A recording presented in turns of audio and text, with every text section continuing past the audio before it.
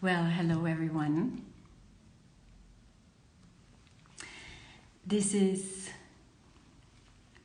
Talk Life, episode number 14, back to back, about mutual empowerment, about co-creation, and about why it matters more than ever. Now, today is going to be a very special edition, and I'm going to be with four amazing, beautiful, powerful women with different background stories, with different paths, all standing on common ground. So before I will bring them into the panel, into this conversation, I would just share the story that is beyond that conversation, because it underlines so much what we want to share today with you. So Sarah and I, we are colleagues and fellows. Sarah Monch is the co-founder of Gaia Immersions, and we just connected recently again, and we were immediately connected about mutual empowerment and co-creation. And we set a date and we planned it all. And then on that specific day, Sarah fell sick with a migraine, and we both decided to postpone it. And on that day, Alex was launching the 7th edition in her Womanity Online magazine, which is about freedom. And she chose that topic over another topic that was planned on the background of the situation in Afghanistan, leading with her own mission to the women that are currently in great danger and in great horror. So I was calling Alex and I said, listen, I have this vision that you should join this talk, because this is what we're here for. And she reached out to Niloufar, who we're going to meet today as well, Niloufar Ayobi. And I'm going to bring this woman in now. I can see already that Sarah has requested, and I would love to request also Alex, and then we're going to wait for Niloufar.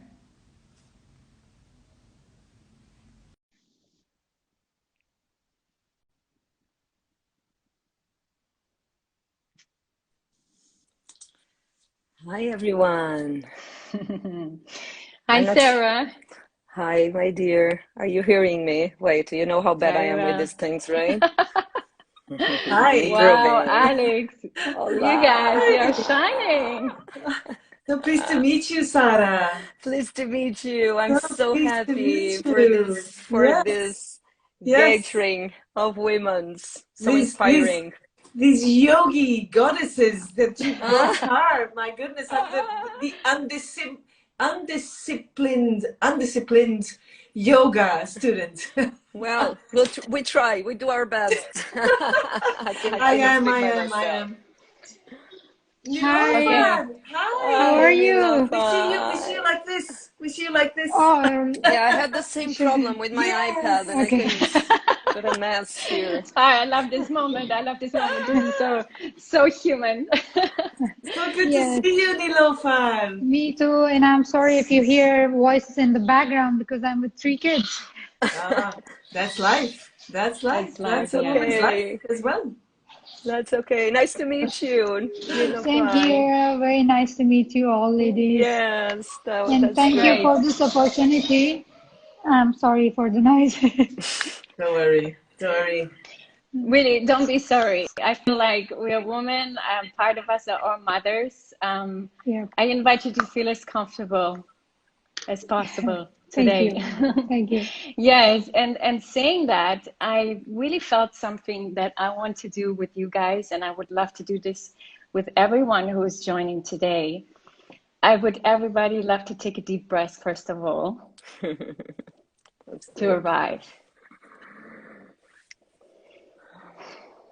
And if you don't mind, I don't see everybody, I just see this powerful panel, but everybody who's listening, take the hands on your chest, just for a moment. And I invite you in, because it's a special moment, to feel gratitude. And I want you to feel gratitude for all that have paved the path before us. So we have the opportunity to do what we do, and we have the opportunity to be here together. I want you to feel gratitude for yourself, for waking up every single day,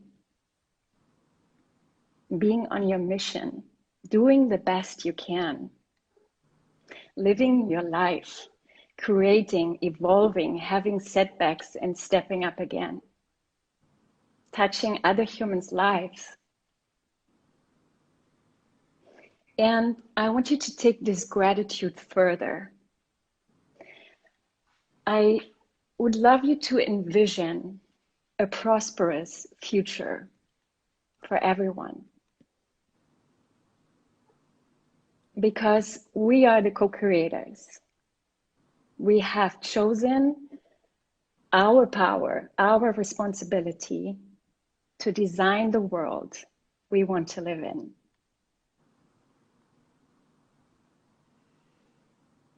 Exactly. Take another deep breath.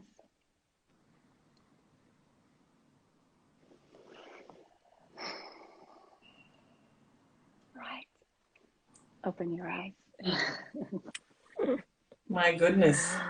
Thank you, sweetheart. It's always My nice to goodness. start with gratitude. I think it's the primal tone. Yeah. Yeah, And and it's so good to share this Condition, power with whatever Niloufar, because situation. she can be now together with us, and it's, you know, it's what we were talking earlier. It's so good to for her to feel that we have this power to embrace her. That finally, it's so important. Thank you for starting this way. And I will shut up now. I will handle it to you. Thank you. yeah, I mean, it's an Yeah. honor. And I want to share just before I shut up, because we're here in a conversation. I chose back to back because this is my vision of the support. Because usually we're saying shoulder to shoulder, or we are being together.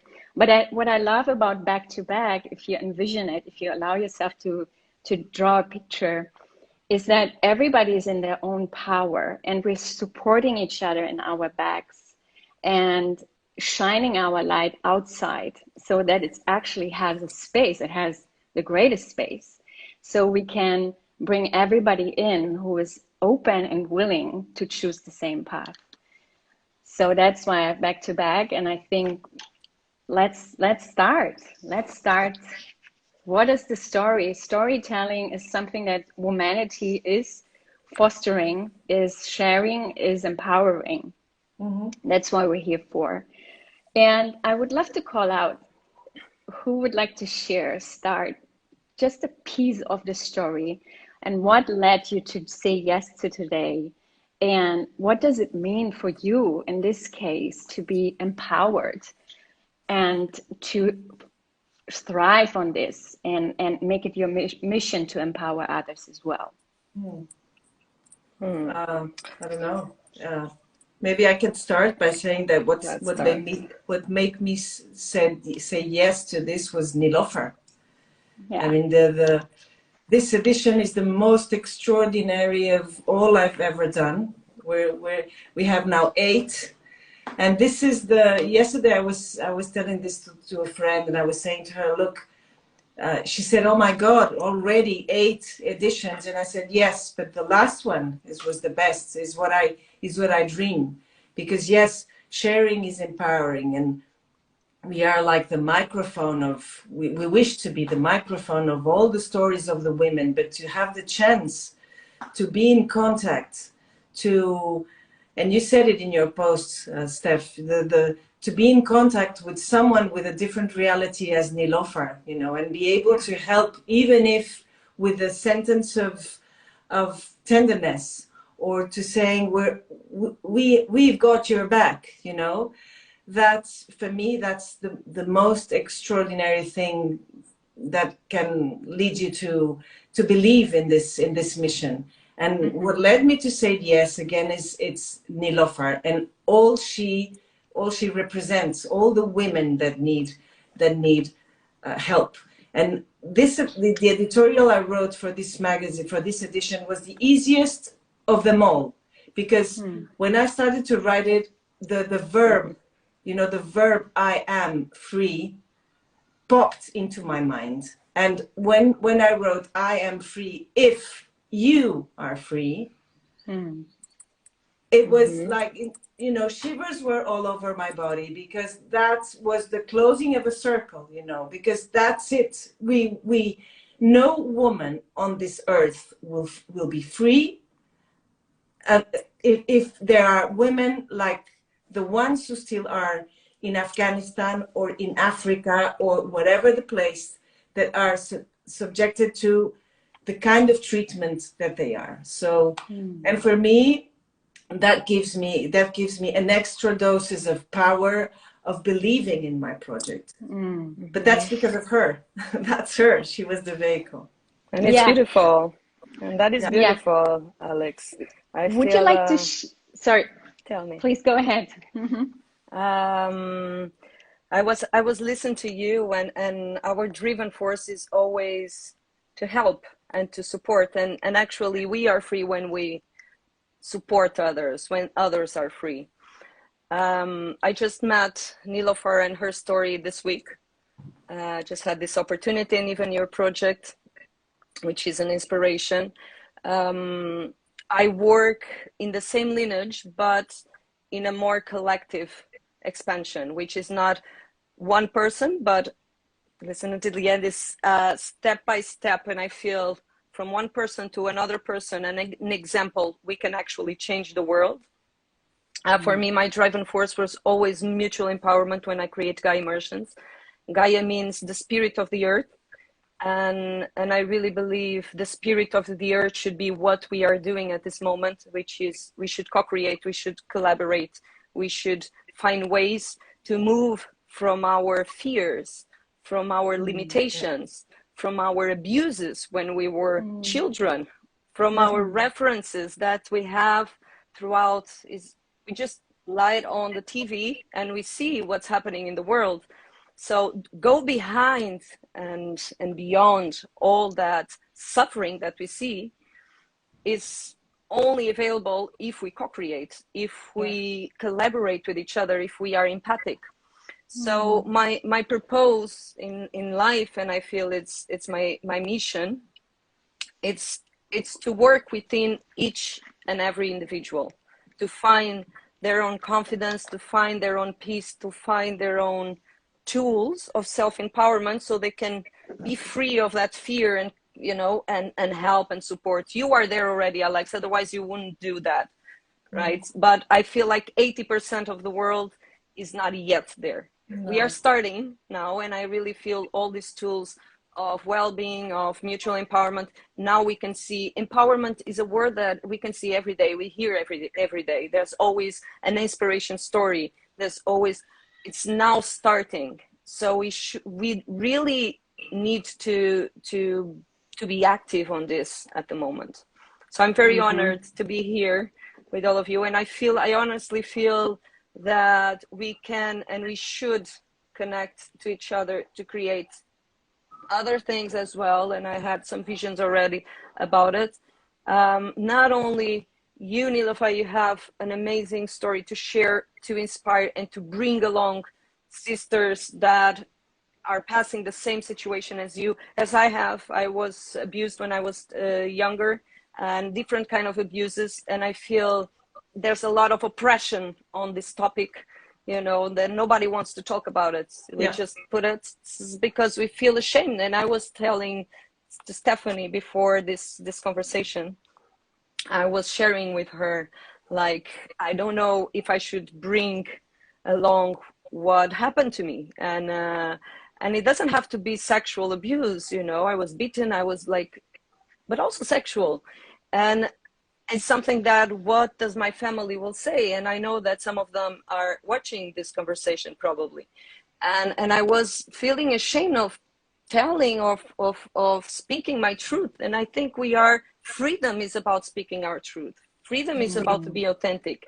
Freedom is about to be unique, to accept exactly our dualities. We are not perfect, and stop to be, looking for reference on others. I want to be like that. I want to be, no, you are who you are, and you are unique because you have your experience in your own body, and you merge that experience into something that can help others.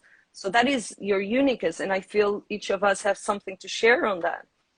So I'm very, very happy to be here with all of you, Steph. I think it was a great move to have a migraine from the sky. Suddenly I had a migraine and I couldn't move. I was I'm so sorry. I never cancel nothing, but this time I had to cancel. For me, it was pure co-creation with God. I mean, this is for me something that I learned to surrender to. And thank you so much for beginning this so openly and so truthful, because it is very important for everybody to open their heart into this conversation. Niloufar, thank you so much one more time to be here. It was an amazing story to be in contact with Alex. I obviously listened to the interview, and I saw that you also understood that you are an activist, you're a feminist, you're an entrepreneur. And what I love the most about this is how you design your business, because every business that you have talked about, especially the carpet business, is purpose driven. This is not a profit business. Where we're coming from, I mean, a purpose-driven business, this is what we're going for: socialpreneurs, ecopreneurs, etc. pp. So, and this is so powerful to come out of an environment that has been oppressed, especially for women. And I would love you to, I'm very curious on a personal side. I believe that everybody has this power. Where do you charge that power from?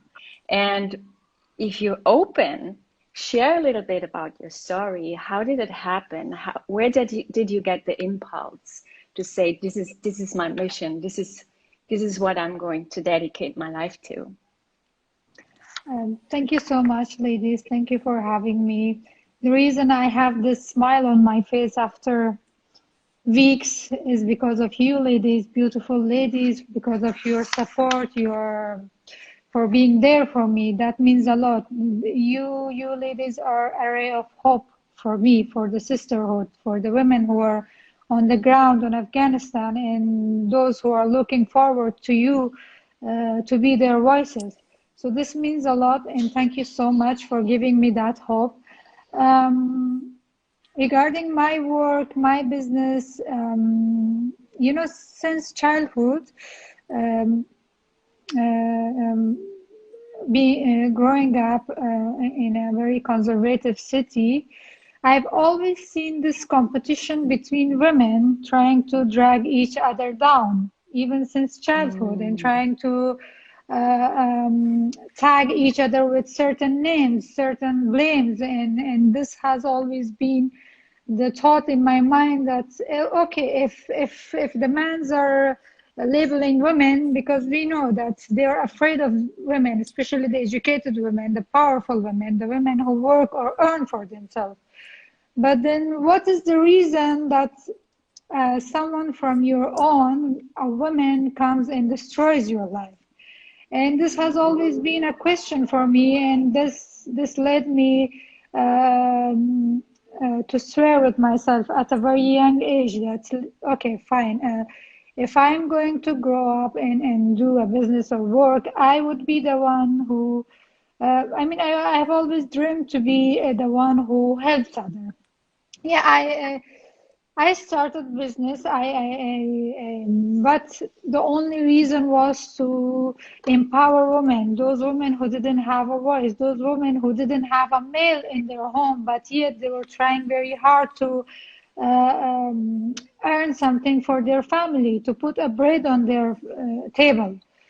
So this has been my childhood dream, and this maybe comes from genetics, because my mother and father both are the persons who have been very charitable, who always taught us that if you have like 1 penny, you should, and that's the only thing you can survive on, you should give that penny to the person who is in need, and God will give you 10 pennies back. And that's what we have practiced in our life, and maybe that's the reason of my success, because whenever I'm a strong believer in karma. That's I strongly believe in karma. So whenever Me too. yes, so whenever I have tried to do something good, I have the God has given me triple of that thing back, brought that thing back to my life. But whenever, even if I had a single thought of hurting someone, I have lost really badly.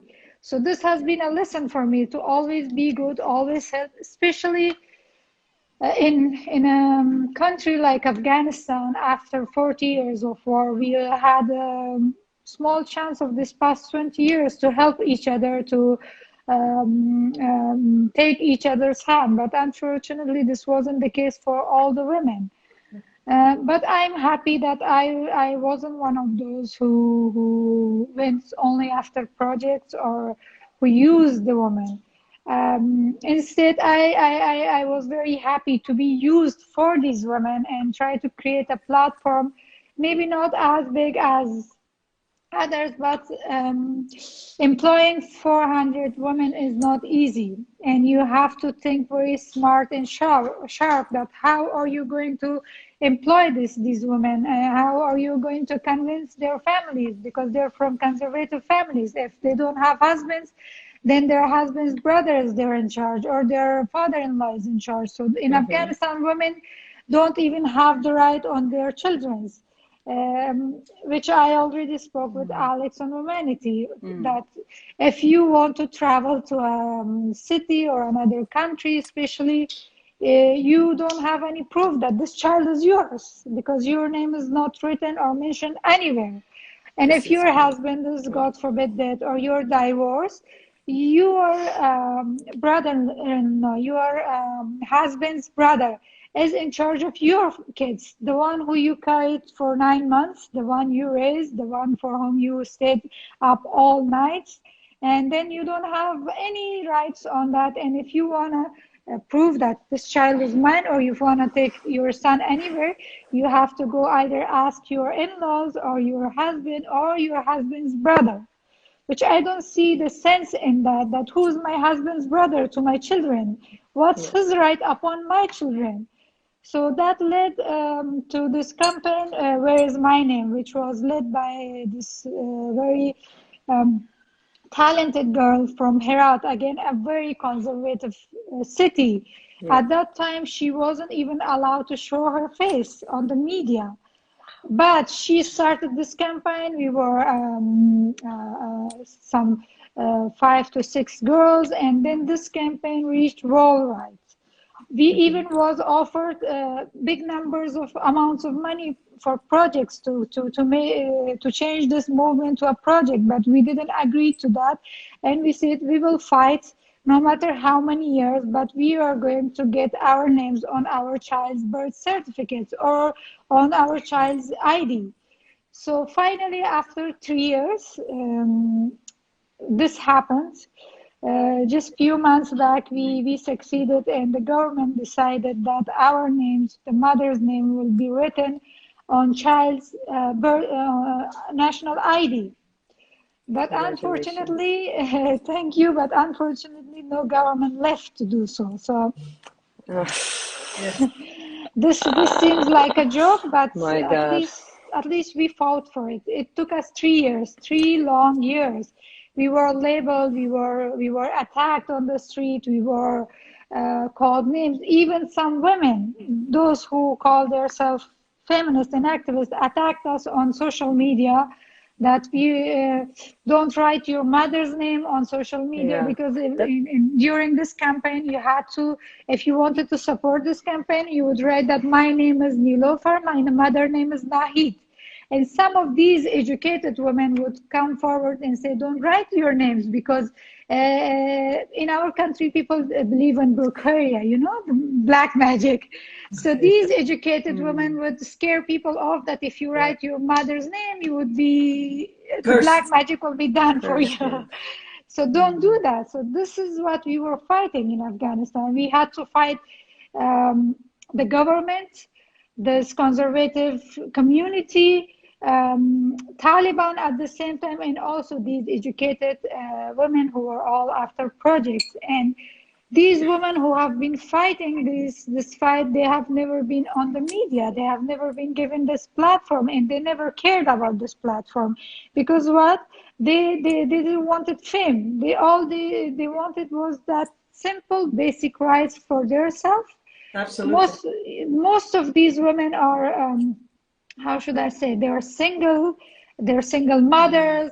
They're the ones who doesn't believe in marriage or dependency. I'm not saying this, it's bad. I'm married, I have 3 kids, I'm happy. But if a woman doesn't want to marry, it's her choice. She has the right to choose for herself. And nobody can dictate that woman that it's your age, you have to get married, you can't survive in the community. No, I don't believe in this bullshit. And these women, they don't believe either. So that's why we were very, those people who are, how should I say, a different group in the community. And we were always pointed at that these women are always after trouble. Why can't they sit at home? Can't they? For example, my husband earns. He was very rich. He had his own business. And the only question I would be asked by some girls on my social media in private messages, that why do you want to work when your husband can give you all the comfort you want? And I would say, why would I ask my husband if I want to be independent? What does it have to do with my husband if I want to be independent? We are asking for the equal rights, and at the same time, we don't want to work. We don't want to join forces. Then this is not going to work. So this is what we have been fighting, and in past 20 years, we have given a lot of sacrifices. We have been on the hit list so many times. Our friends have been assassinated in target killings. We have been getting warnings back to back, but we never decide to leave our country. Most of the time, we were, the group of women, including myself, were labeled that these women are after making a case for a foreign country, to flee a foreign country. So they're just creating some sort of threat case, and it's fake because they want to flee the country. As simple as that. When they didn't want to agree with you, they would label you that they're just making this up. So there's no threat to their life. They're just creating a scene. They just want to leave the country. And now look at us. We were the last person to leave the country because we had no other choice. We were forced. And still, this group of women I'm talking about, they're inside Afghanistan. This past 2 months, they have been standing against Talib, looking eye to eye to their faces, to their eyes, and saying that we are not ready to give up all what we have earned. And they are saying that you cannot push us back, not anymore. We are not the women of 20 years back, and it's not easy for you to stand in front of us. These women, to be honest, if you see this protest, if you see the videos, they don't care anymore. They're not afraid of gunshots. They're not afraid of being killed. They're not afraid of Talibs lashing them, because they have come to an understanding that if they want to have their rights, they have to fight for it. Otherwise, dying is better than living under this dictatorship. And they are not ready to stay at home and do nothing. It's not a bad thing, but for an educated woman who has worked hard, who has studied, it's really hard to sit back at home and just do a house course.